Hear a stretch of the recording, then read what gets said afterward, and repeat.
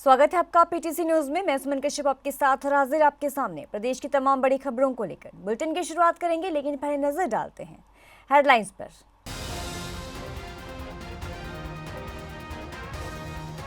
गोपाल कांडा बोली, नैलो बसपा और हलोपा का है टूट गठबंधन। गठबंधन की बढ़ती लोकप्रियता से विरोधी घबरा चुके हैं।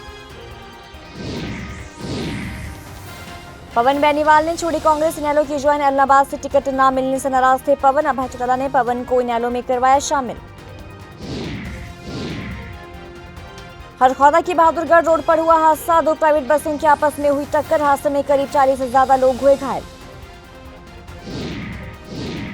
अभय चौटाला बोले, सिरसा की सभी सीटें गठबंधन जीतेगा। बोले, पवन बेनीवाल की इनेलो ज्वाइन करने पर प्रतिक्रिया भी दी है। भाजपा कांग्रेस पर जमकर निशाना भी साधा। विधानसभा चुनावों को लेकर वीरेंद्र सिंह का बयान, बोले 5% मुस्लिम मतदाता कांग्रेस को ही वोट देंगे। हरियाणा में कांग्रेस के सीएम फेस पर भी बोले वीरेंद्र।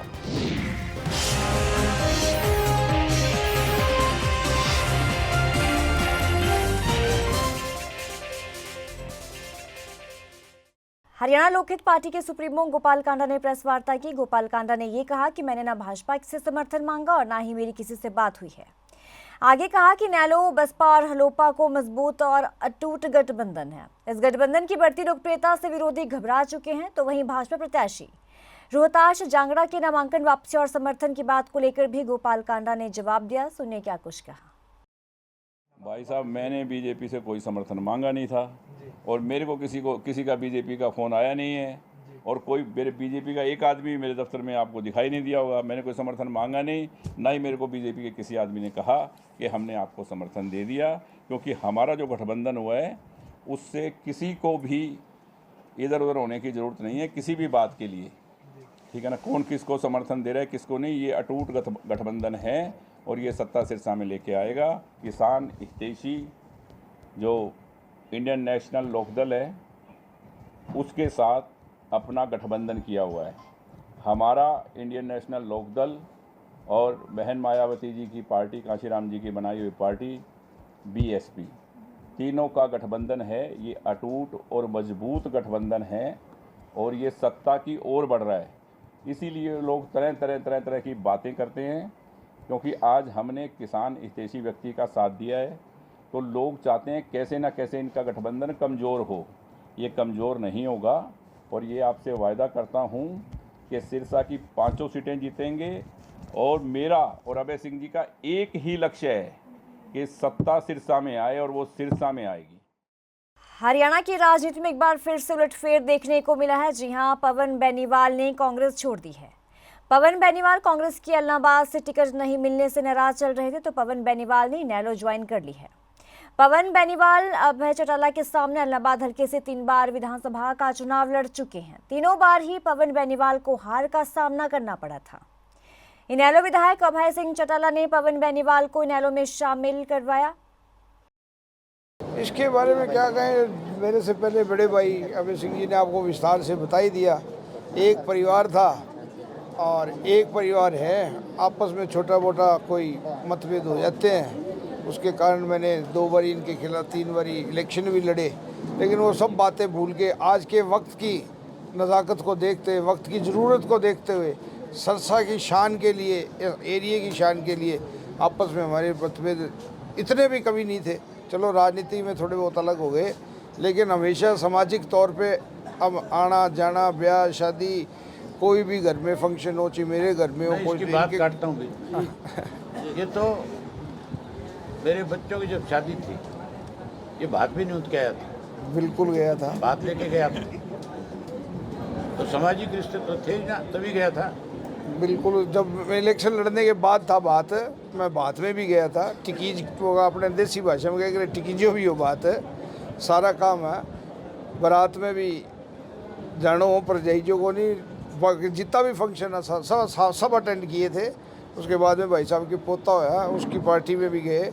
और ये भी हमारे जब भी कोई दुख सुख हो, हर संजय काम में आते जाते रहे। हमने कभी एक दूसरे से वैसे अलग नहीं हुए, चलो वो हो गए और अब हम दोबारा एक हो गए। हरियाणा विधानसभा चुनावों के लिए मतदान 5 अक्टूबर को होना है। रोहतक जिले की महम सीट से इस बार मुकाबला दिलचस्प होने वाला है। भाजपा की टिकट नहीं मिलने के बाद शमशेर खरखड़ा की पत्नी राधा अहलावत को महम से भारी जनसमर्थन मिल रहा है। राधा अहलावत ने गांव अजायब, समर गोपालपुर खुर्द और समर गोपालपुर कला, सिंहपुरा कला, निडाना, गिरावड़ में अपना चुनाव प्रचार किया। सभी गांवों में राधा अहलावत का पूरी गर्मजोशी के साथ ग्रामीणों ने स्वागत किया। अजायब गांव में राधा अहलावत को ग्रामीण महिलाओं ने जोरदार स्वागत कर उन्हें फलों से तोला और ग्रामीण महिलाओं ने फूल मालाओं और पगड़ी से राधा अहलावत का जोरदार स्वागत किया।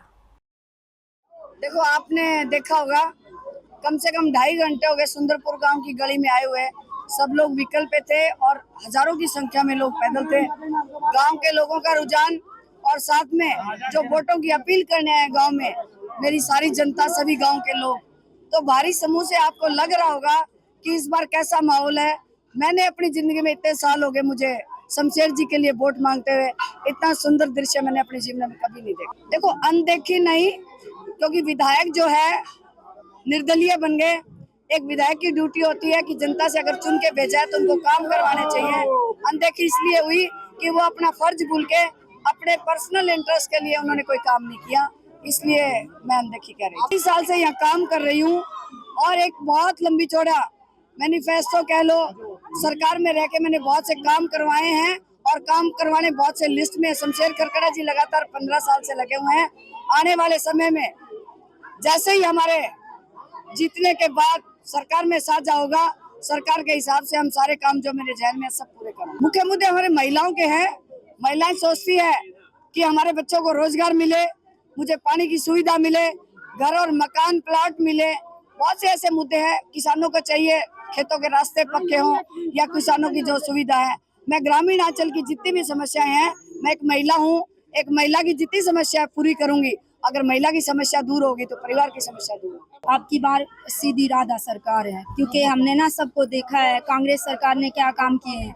जो उनके दलाल थे, जो गांव में उनके चमचे बैठे थे, उन्होंने सिर्फ अपने बच्चों को नौकरियां दिलाई। एक एक घर में 3-3 नौकरियां और एक घर में जो रोजगार लायक बच्चा है उसको भी नहीं देखा, उसको अनदेखा कर दिया। क्योंकि जब नौकरी लेने जाते थे दीपेंद्र जी के पास तो वहाँ वो चमचे मौजूद होते थे और वो जब ये मांगते थे कि सर मैं काबिल हूँ, मुझे जॉब चाहिए, तो वो एक ही बात बोलते थे कि वोट देते हो शमशेर को और नौकरी लेने आते हो तुम।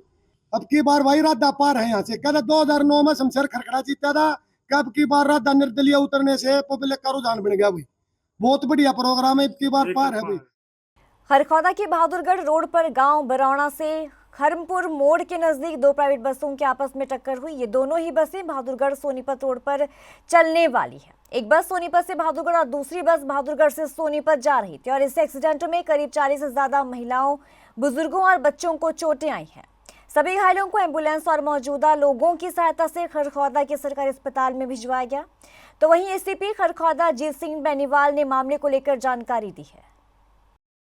प्राइवेट बसों का आपस में एक्सीडेंट हुआ है, जिसमें अभी तो पूरा फिगर बता नहीं सकते, लेकिन 40-45 के करीब बता रहे हैं इंजर्ड है, जिसमें कुछ 5-6 सीरियस है, जिनको हमने दूसरे हॉस्पिटलों में शिफ्ट करवा दिया एम्बुलेंस से और डॉक्टरों से बात चल रही है। अच्छा ट्रीटमेंट करवा के और इनको ठीक करवाने का प्रयास करेंगे। अभी तो मौका पे पूछताछ करके पता चलेगा कोई व्हीकल आ गया है, क्या आया है, तो इन्वेस्टिगेशन का मामला है। कैसे बसें भिड़ी है, कोई तेज़ रफ्तार में थी या क्या थी, तो ये तो दोनों तरफ में बसें भरी हुई थी, दोनों तरफ चोट लगी है सवारियों को, तो उनको भिजवा रहे हैं। इनेलो नेता अभय चौटाला ने कहा कि सिरसा की सभी सीटें गठबंधन जीतेगा। इलाहाबाद में एक तरफा माहौल बना हुआ है। पवन बेनीवाल ने सैकड़ों कार्यकर्ताओं के साथ इनेलो ज्वाइन कर ली है और इससे खुशी का माहौल है। भाजपा पर निशाना साधते हुए कहा कि भाजपा को हार का डर है, तो वही कांग्रेस पर भी निशाना साधते हुए कहा कि कांग्रेस में महिलाओं को इज्जत नहीं दी जाती। अभय सिंह चौटाला ने कहा कि अगर भाजपा ने गोपाल कांडा का समर्थन किया और गोपाल कांडा ने समर्थन लिया तो वे इनेलो, बसपा और हलोपा गठबंधन पर दोबारा से विचार करेंगे। सिरसा की 5 सीट गठबंधन जीतेगा और इलाहाबाद में आज की तारीख में एक तरफा माहौल है। पवन बेनीवाल ने भी कल अपने सैकड़ों साथियों के साथ 500 से ज्यादा संख्या में उसके अपने कार्यकर्ता थे, उनके साथ मुझे समर्थन दिया। आज कैंपेनिंग में मेरे साथ है और जगह जगह लोग इस बात की खुशी मना रहे हैं कि अब हम और बड़े मार्जिन के साथ जीतेंगे। बीजेपी ने हटा लिया या रख लिया, ये उनका काम है, मुझे इस बात से कोई सरोकार नहीं है। भाजपा को जीत अपनी हार नजर आ रही है। अगर कहीं उनको लगता कि तुम जीतोगे तो फिर प्रत्याशी हटाने के बजाय मजबूती से चुनाव लड़ने का काम करते हैं। प्रत्याशी हटाना हार मानना है। कांग्रेस के नेता जो है वो इस तरह की टिप्पणी कर रहे हैं, उनको इस बात का ज्ञान नहीं है कि बिना महिला के बिना वो इस धरती पे आते कैसे। जो अपनी माँ की इज्जत नहीं करता, जो अपनी बहन की इज्जत नहीं करता, उसका सामाजिक बहिष्कार होना चाहिए। हरियाणा विधानसभा चुनाव पर बोलते हुए कांग्रेस नेता बीरेंद्र सिंह ने कहा कि हरियाणा में 5% मुस्लिम मतदाता है जो कांग्रेस को वोट देंगे। कोई भी पार्टी एक जाति के बल पर ना जीत सकता है और ना ही जिता सकता है आज तक। हरियाणा में कांग्रेस के सीएम फेस पर बोलते हुए कहा कि मुख्यमंत्री कौन होना है इसका निर्णय आलाकमान तय करेगा। मुस्लिम वोटर हरियाणा में 5% के करीब है, टोटल कांग्रेस को वोट करेगा। और वो इसलिए नहीं करेगा कि उसको मजबूर करते हैं ये जो नीतिकार हैं बीजेपी के कि हमें मुस्लिम नहीं चाहिए, मुस्लिम वोट नहीं चाहिए। और इस तरह की राजनीति कभी हरियाणा में कामयाब हुई ही नहीं है। और इसीलिए ये कहना कि ये जाट और गैर जाट के बीच में लड़ाई है, ऐसा नहीं है। सभी जातियां एक दूसरे में, सभी पार्टियों को कहीं ना कहीं किसी न किसी रूप में, चाहे थोड़े मत से चाहे ज्यादा मत से, सभी पार्टियों में उनका अपना स्थान है। और कोई एक जाति की पार्टी के बल पे कभी कोई ना तो जीता आज तक और ना ही जीत सकता आगे भी। ये फैसले कि मुख्यमंत्री कौन बनता है कौन, ये मुख्यमंत्री हमेशा हाईकमांड से ही तय होता है। हाँ, ये भी ठीक है कि एमएलएज की भी राय ली जाती है। और कांग्रेस आज के दिन किसी को सामने रख के कि ये हमारा मुख्यमंत्री बनेगा, ऐसा कांग्रेस अपना अभियान नहीं चला रही। और इसीलिए आपको भी लगता है कि शायद बहुत संख्या में 5-6 लोगों की इच्छा हो मुख्यमंत्री बनने की हो, लेकिन मैं इसका लाभ भी मानता हूं कि जहां से वो चुनाव लड़ेंगे, 5 हो, 6 हो, 4 हो, 10 हो, वो ये कह के लड़ेंगे कि हम इस पद पे पहुंच सकते हैं, इसलिए वोटर भी उनको ज्यादा मजबूत होके उनके साथ जुड़ता है। तो कौन बनेगा ये निर्णय तो 8 तारीख के मतदान की गिनती के बाद ही होगा। केंद्रीय मंत्री मनोहर लाल ने कहा कि हरियाणा में तीसरी बार भाजपा की सरकार बनने जा रही है। कांग्रेस पर निशाना साधते हुए कहा कि कांग्रेस हार के डर से बौखला चुकी है और इस वजह से नाप शनाप बयानबाजी कर रहे हैं। अरविंद केजरीवाल को लेकर कहा कि जनता ने सब पहचान लिया है, आने वाले दिल्ली चुनाव में जनता बाहर का रास्ता दिखाएगी। तो वहीं अनिल विज के मुख्यमंत्री बनने की चाह के सवाल पर भी प्रतिक्रिया दी है, सुनिए क्या कुछ कहा। निश्चित रूप से हरियाणा में भारतीय जनता पार्टी के हमारे नायब सिंह सैनी मुख्यमंत्री जी के नेतृत्व में ये तीसरी सरकार इस बार निश्चित बनेगी। कांग्रेस जो है हार की तरफ आगे बढ़ रही है। आपने देखा होगा कि पिछले दिनों में हार के भय से वो गठबंधन के लिए बुला रहे थे, ये करो वो करो, लेकिन किसी पार्टी ने गठबंधन के लिए भी उनके साथ हाथ नहीं बढ़ाया। फिर भी छोटी छोटी पार्टियां उनको मिल गई, नाम देने के लिए उनको 1-2 पार्टियों से उन्होंने गठबंधन कर लिया। तो ये हार की निशानी है। हार में बौखलाए हुए कुछ भी अनाप शनाप बोल रहे हैं, चाहे वो खुद हों चाहे उनके नेता हों। चाहत करने में कोई एतराज़ नहीं है, चाहत तो हम कहते हैं भी सब लोग कर लेंगे, तभी कोई दिक्कत नहीं है। अपने अपनी विधानसभा के हिसाब से हर कोई अपनी चाहत जताए, उसमें कोई आपत्ति नहीं है। लेकिन भारतीय जनता पार्टी ने अपना फैसला दे दिया है कि नायब सिंह सैनी जी हमारे नायब। हरियाणा के पूर्व सीएम और कांग्रेस प्रत्याशी भूपेंद्र सिंह हुड्डा ने कहा कि हरियाणा में निश्चित तौर पर कांग्रेस की सरकार बनने जा रही है। जिस तरह से जनता का समर्थन मिल रहा है उससे साफ है कि अब जनता प्रदेश में कांग्रेस की सरकार चाहती है। जो जन समर्थन मिल रहा है कांग्रेस पार्टी को, तो 36 बरादरी मन बना चुकी है कि अगली सरकार हरियाणा में कांग्रेस की सरकार होगी। क्योंकि 10 साल कांग्रेस की उपलब्धियां एक तरफ है और इनकी विफलताएं एक तरफ है। 10 साल में प्रदेश को पीछे धकेलने का काम किया। जो जब अपने सरकार छोड़ी 2014 में, प्रति व्यक्ति आय में, प्रति व्यक्ति निवेश में, कानून व्यवस्था में, नौकरी देने में, खेल और खिलाड़ियों में हरियाणा नंबर 1 था पूरे देश में। आज मेरे आंकड़े नहीं है, ये प्लानिंग कमीशन के भी आंकड़े हैं और जितनी एजेंसी होगा सबके आंकड़े हैं। आज हरियाणा बेरोजगारी में नंबर 1 है पूरे देश में, महंगाई में है, कानून व्यवस्था की तो यह है सोशल प्रोग्रेसिव एक इंडेक्स होता है सेंट्रल गवर्नमेंट का होता है, उसने हरियाणा को असुरक्षित डिक्लेयर कर दिया। रोज इतनी फिरौतियां मांगी जा रही हैं, अपराध हो रहे हैं कई के बड़े, और खेल खिलाड़ियों की हालत है जो हमारी पहलवान बेटियां हैं उनको तो आज तक भी इंसाफ न्याय नहीं मिला। उनको क्या किस प्रकार से जंतर मंतर पे घसीटा गया, देखो यही तो दर्शाता है कि आज बीजेपी में क्या हो रहा है। अनिल विज के साथ पहले भी जाती हुई, आगे भी कोई उम्मीद नहीं। जिले में गत 27 अगस्त को गौमांस खाने के शक में पीट-पीटकर युवक की हत्या करने के मामले में फैक्ट सर्च करने के लिए रविवार को जेएनयू अध्यक्ष धनंजय की अगुवाई में 21 सदस्यीय टीम हंसावास खुर्द से झुग्गियों में पहुंची, जहां पर मामले की शुरुआत हुई थी। इस दौरान टीम सदस्यों ने स्थानीय लोगों से बात कर पूरे मामले की जानकारी ली। मीडिया से रूबरू होते हुए जेएनयू अध्यक्ष ने रोष जताया और भाजपा सरकार पर गौरक्षकों को संरक्षण देने का आरोप भी लगाया। पूरी टीम है हमारी जेएनयू के तहत, सारे छात्र हैं जेएनयू के ही आए हैं यहाँ पर, और उद्देश्य यहाँ आने का है कि कुछ दिनों पहले यहाँ एक मॉब लिंचिंग की घटना घटी कि गौ हत्या के नाम पर एक बंगाल के एक माइग्रेंट वर्कर की हत्या यहाँ हो जाती है।